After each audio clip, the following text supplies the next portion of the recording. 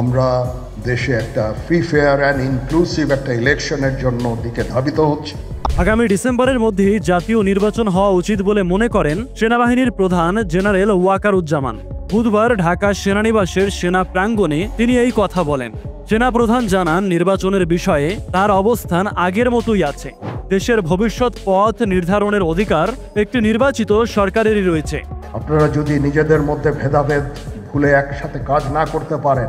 দেশে অবস্থানরত সেনাবাহিনীর বিভিন্ন পর্যায়ের কর্মকর্তারা এই অনুষ্ঠানে অংশ নেন। অনেক কর্মকর্তারা ভার্চুয়ালিও যুক্ত হন। এই অনুষ্ঠানে নির্বাচন ছাড়াও করিডর, বন্দর সংস্কার সহ সমসাময়িক বিভিন্ন বিষয় উঠে আসে। সেখানে উপস্থিত সেনাবাহিনীর বিভিন্ন পর্যায়ের একাধিক কর্মকর্তার সঙ্গে কথা বলে এই তথ্য জানা গেছে। সেনাপ্রধান মিয়ানমারের রাখাইন রাজ্যে মানবিক করিডোর সংক্রান্ত এক প্রশ্নের জবাবে বলেন, রাখাইন রাজ্যে মানবিক করিডোরের বিষয়ে সিদ্ধান্ত একটি নির্বাচিত সরকার থেকে আসতে হবে এবং তা বৈধ প্রক্রিয়া অনুসরণ করেই হতে হবে। এখানে জাতীয় স্বার্থ দেখতে হবে। যা করার তা জাতীয় স্বার্থ রক্ষা করেই করতে হবে।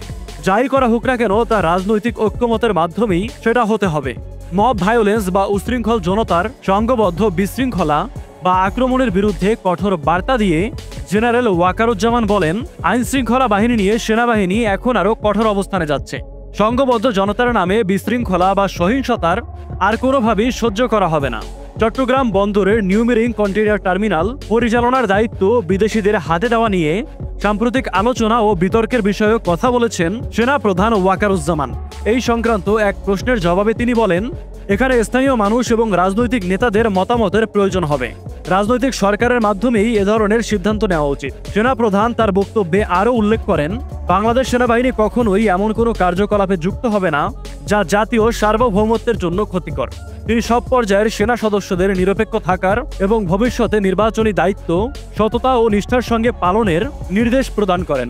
এছাড়াও সেনাবাহিনীর ক্যান্টনমেন্টে ফিরে যাওয়া উচিত বলে মনে করেন তিনি।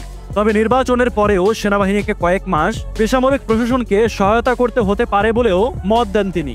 তো সেনাপ্রধানের এই বক্তব্যের পরেই তোলপাড় শুরু হয়ে যায়। তার এই বক্তব্যের সঙ্গে আপনি কি একমত? তার এই বক্তব্য নিয়ে আপনার মতামত কি তা কমেন্টে লিখে জানাতে পারেন।